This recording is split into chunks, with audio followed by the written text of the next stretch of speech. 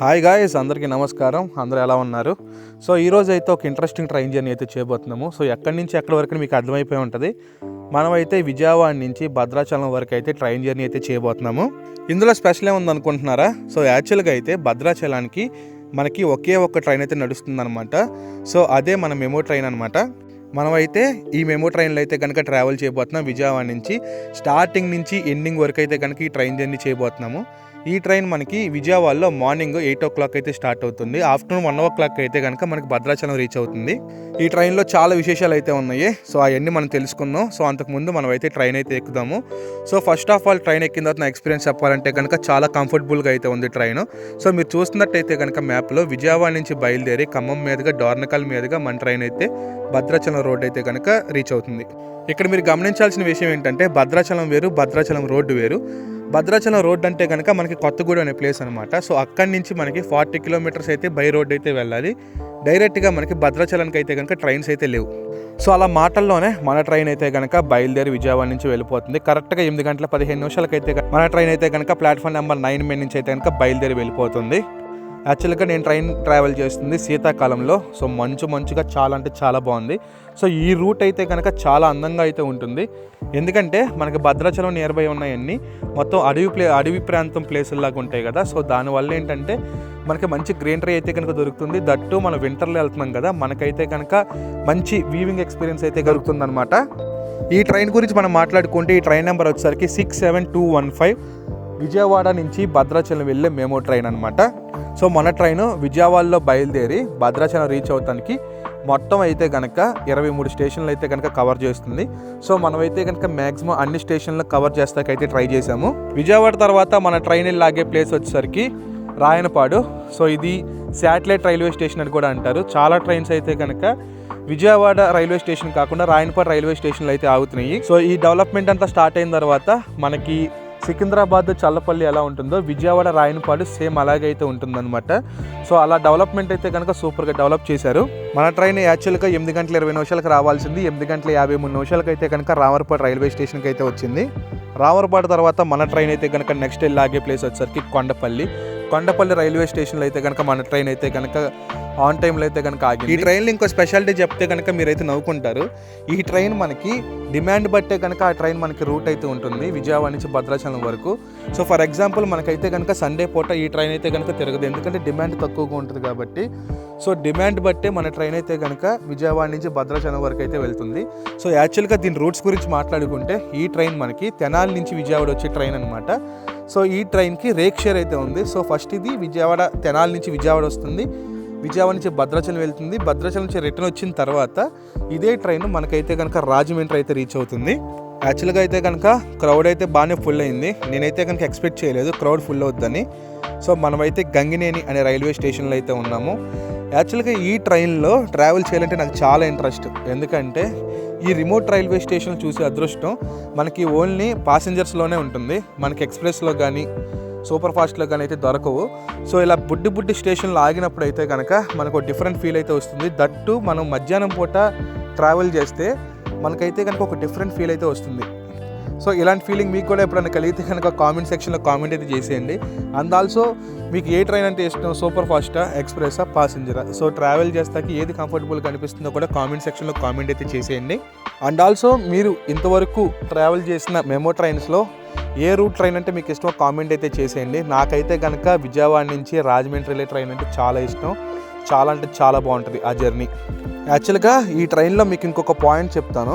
ఏంటంటే మనకి ఈ ట్రైన్కి స్లాక్ టైం అయితే కనుక 1 hour ఉంది. సో దానివల్ల ఏంటంటే మనం ఎంత లేట్ అయినా కానీ మనమైతే కనుక ఆన్ టైంలో రీచ్ అయిపోతాం.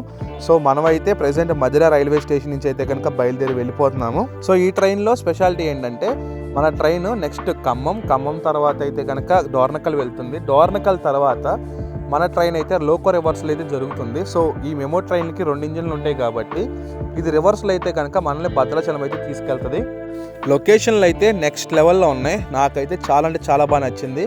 యాక్చువల్గా విజయవాడ దాటిన తర్వాత ఒకంత మంచి అయితే తగ్గినట్టు ఫీలింగ్ అనిపించింది. కానీ సో వన్స్ మనమైతే లోపలికి వెళ్ళే కొద్దీ మనకైతే కనుక మంచి అయితే తగ్గలేదు.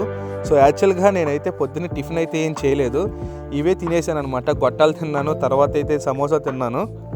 ఈ ట్రైన్లో చిరుతిళ్ళు తింటే భలే ఉంటుంది అనమాట. బయట అయితే కొనుక్కొని తినలేం, కానీ ఈ రైల్వే జర్నీలో అయితే కనుక మనకి చాలా ఇంట్రెస్టింగ్గా ఉంటుంది అనమాట. సో మనం మాటల్లోనే బోనకల్ రైల్వే స్టేషన్ దగ్గరికి అయితే వచ్చేసాము. ఇక్కడ నుంచి ఎవరైనా వీడియో చూస్తుంటే కనుక కామెంట్ సెక్షన్లో కామెంట్ అయితే చేసేయండి. యాక్చువల్గా ఈ ట్రైన్కి అయితే కనుక మనకు వందే భారత్ అయితే వస్తుంది. యాక్చువల్గా మీరు చూస్తున్నారు కదా ఆరెంజ్ వందే భారత్. సో ఈ ట్రైన్ కోసం అయితే మన ట్రైన్ చాలాసేపు అయితే ఆపేశారు.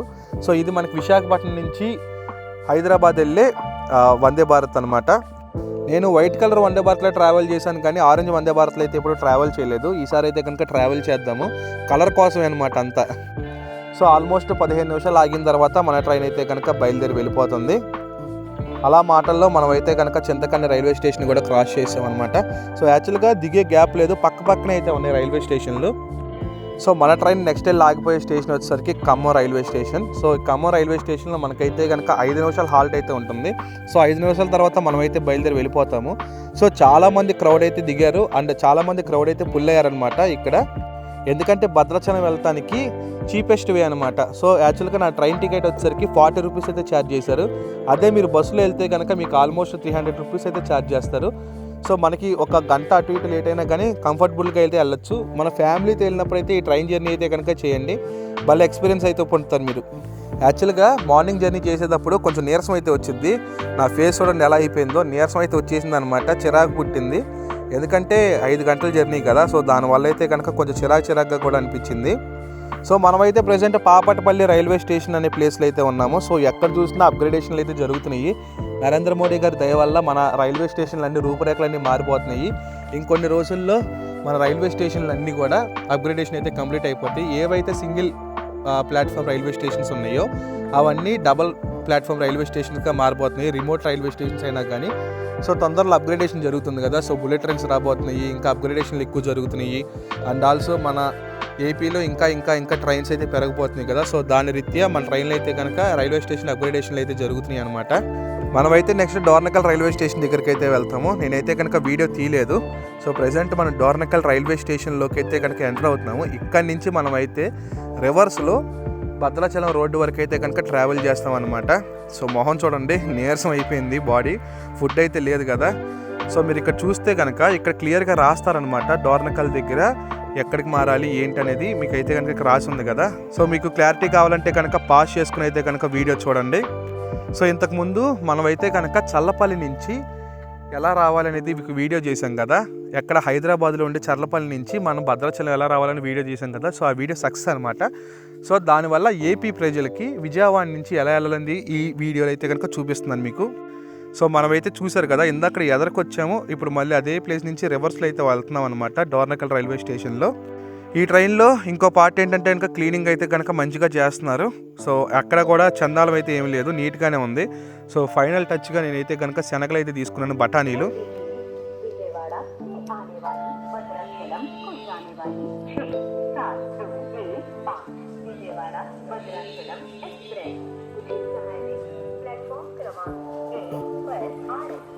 డోర్నకల్ తర్వాత మన ట్రైన్ అయితే తలికెడపులి అనే రైల్వే స్టేషన్లో అయితే కనుక ఆగింది.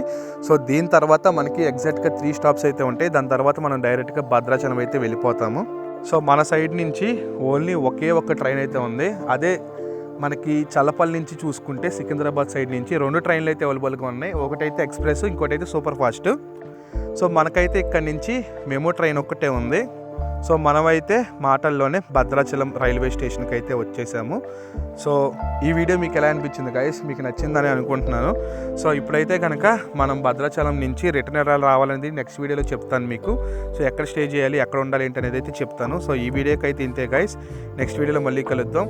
మీకు ఈ వీడియో నచ్చిందంటే కనుక లైక్ చేయండి, షేర్ చేయండి, సబ్స్క్రైబ్ చేయండి, మీ ఫ్రెండ్స్ అండ్ ఫ్యామిలీ మెంబర్స్కి కూడా షేర్ చేయండి. Thank you, sign of.